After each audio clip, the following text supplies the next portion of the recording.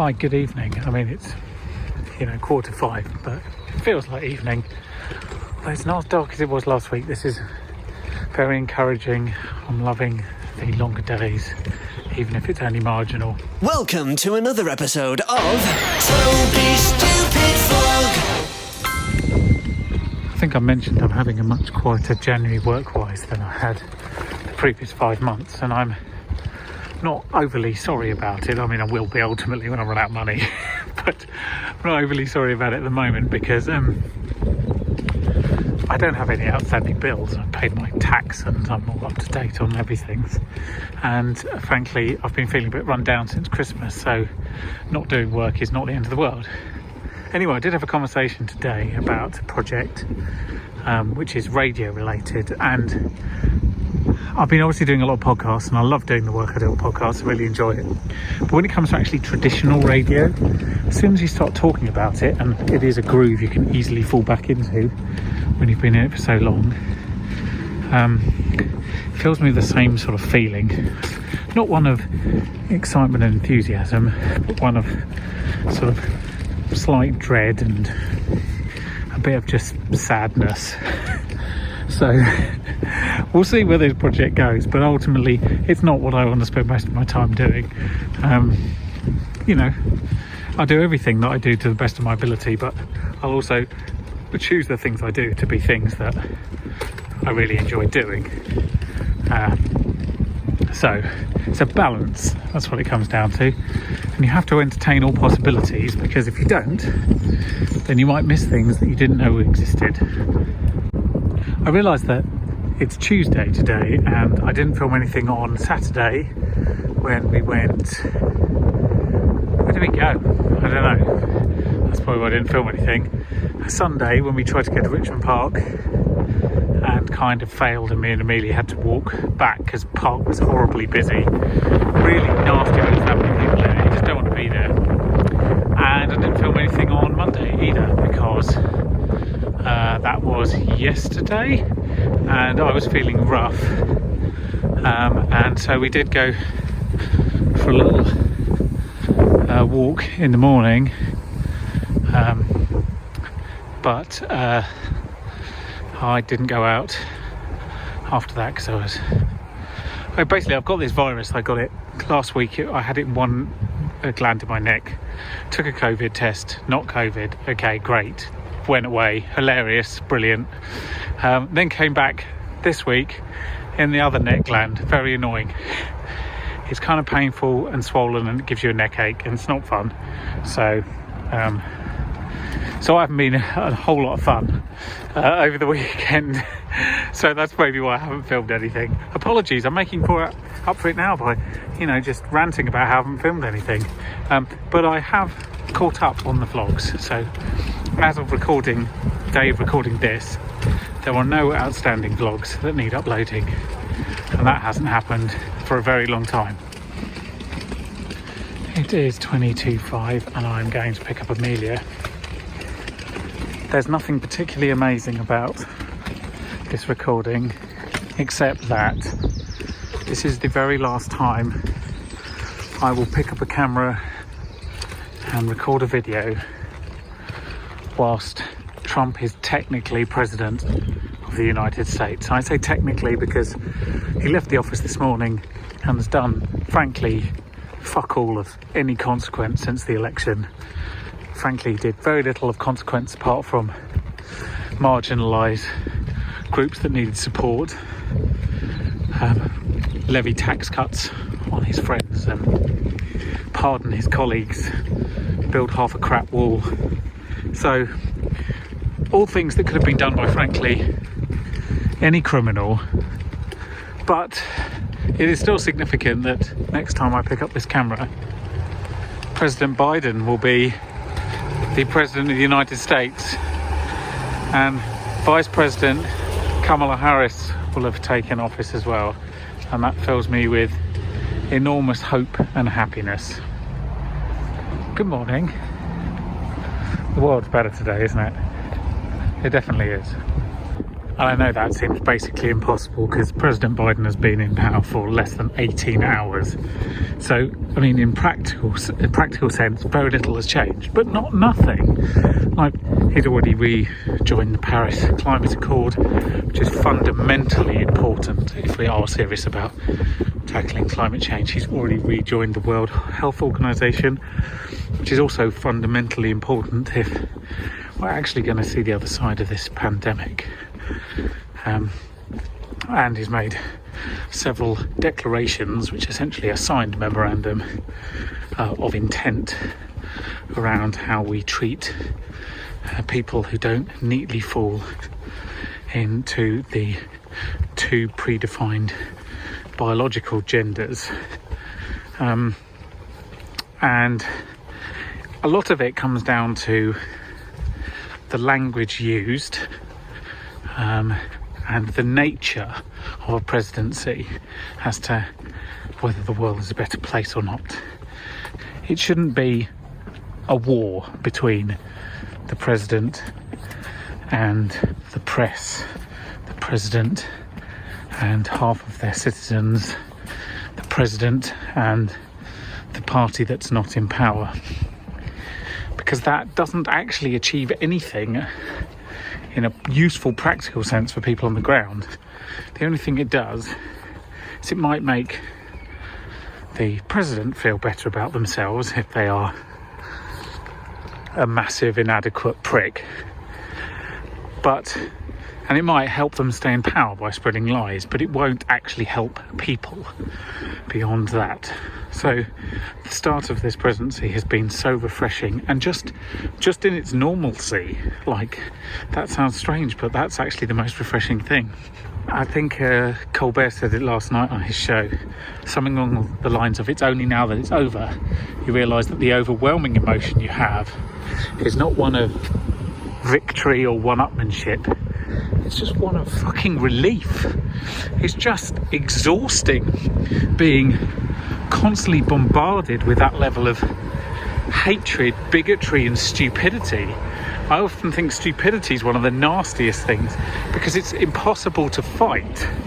Like, you can overcome some level of bigotry with education and teaching and care, but it's very hard to overcome stupidity.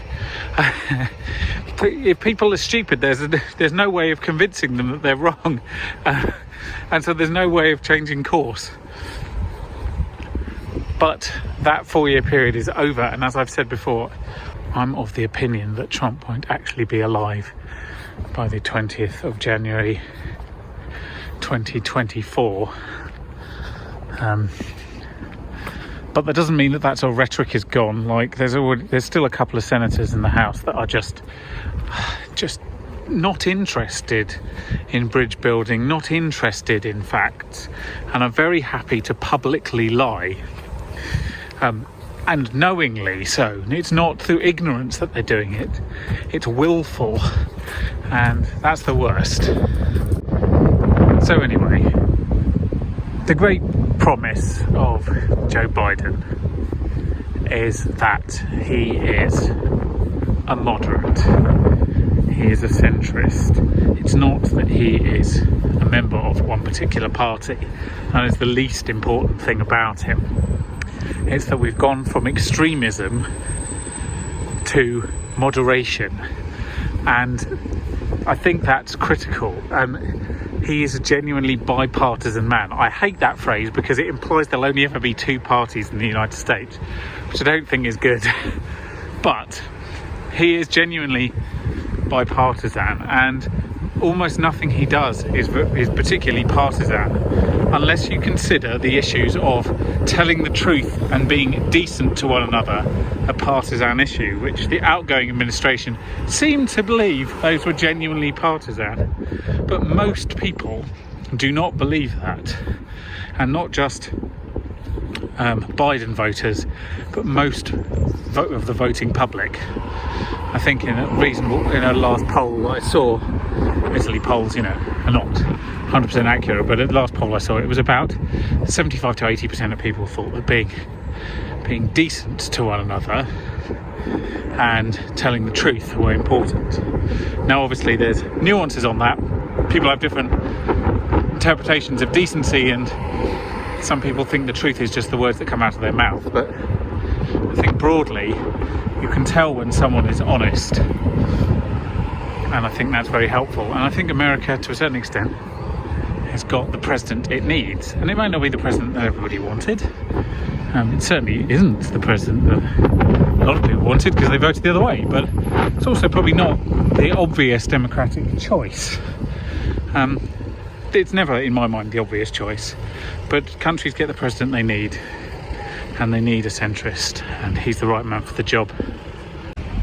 Anyway, sorry to bring the mood down, but this is your weekly reminder that the British government is failing in its fight against COVID, and it's failing harder than everybody in the world, and that includes the outgoing President of the United States, and he's an epic failure, but it's failing worse than them, and it's trying harder, which makes it even sadder. About half of all deaths from COVID in the United Kingdom have happened since the start of November. If you remember, the start of November was when we failed to go into lockdown, and we should have gone in lockdown, frankly, in the middle of October. We went on the 3rd in the end of November, then we came out of lockdown on December the 3rd. The tier system doesn't do anything. I think that's been well proven at this point. And then we allow people to meet up over Christmas, which is really dumb. So basically, in 3 months, as many people have died from COVID as did in the previous 7 or 8 months, which is pretty tragic. And you might say, if you were a government supporter, and I'm sure there must still be a couple of those, but look at our vaccination programme. We've rolled it out fantastically fast. Better than anyone else. Well, you have rolled it out reasonably fast, and that would be a cause for pride and joy if it were not for the fact that your policy, which is one vaccination now, another one we don't know when, is now becoming proved, frankly, today by papers out of Israel that doesn't work. And in fact, if you only give one dose, the actual coverage rate is really low. It's not nothing, it's better than nothing, but it's really low. If you actually want proper immunity, you need both doses. And yesterday, at least one cruise company came out and said it will only accept people on their cruises this year if they've had a full vaccination, which means 2 doses within a month. Not 1 dose now, 1 dose whenever I feel like it. The approval process of vaccines is reasonably straightforward in so much as they test them, they test the intervals, and they test the efficacy of the vaccine when you have 1 or 2 doses, and then they recommend what the administration programme should be. If you approve that vaccine but then choose to ignore the programme that is prescribed by the manufacturer, all you're doing is proving that you're an idiot. Nothing more. The reason that I'm particularly concerned about this is that, my parents, possibly your parents as well, are at the age where they're going to need to be some of the first people vaccinated. And my dad's, for example, had the first jab. My mum hasn't yet, but that should be in the next couple of weeks. But if they then need to go and get 2 more doses because the first one is ultimately redundant, are you either pushing them then to the back of the queue, which completely defies the point of vaccinating them first, or pushing everyone else back further, which just delays your whole programme, which serves literally no purpose? So broadly speaking, the UK government has taken a gamble that it didn't need to take, because there was a proven system that works, that had very little upside, this gamble, other than you might vaccinate people a little bit quicker, but not substantially, actually. And the downside is enormous, huge. It's possible you fail to vaccinate anyone. Can you imagine if that's the case? It blows my mind. Well, not quite nobody. There's about 450,000 people who've had both doses. But the remaining 4 million people have not had the second dose, and if they don't get it in time, you are going to have to do what I just described. insanity. Hello, happy Friday. Welcome to Ockham.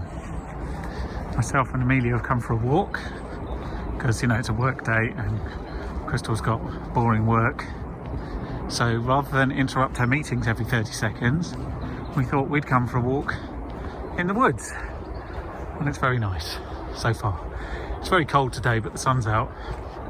It's like 3 or 4 degrees, but a bit of blue sky makes a big difference to your mood, so that's why we're here, dodging the mud as best we can. That's quite bad. Let's go this way. What do you think? You don't look super impressed, but it is nice to have a change of scenery, isn't it? My change of scenery is the back of your head, but still. As you can see, it's very crisp and wintry. What an amazing place to live with your own well. Should we tell Mummy we want to live there? It's got off-street parking. It's not got a lot of local amenities though, unless you can include a ditch as an amenity. Don't think it is. Come on.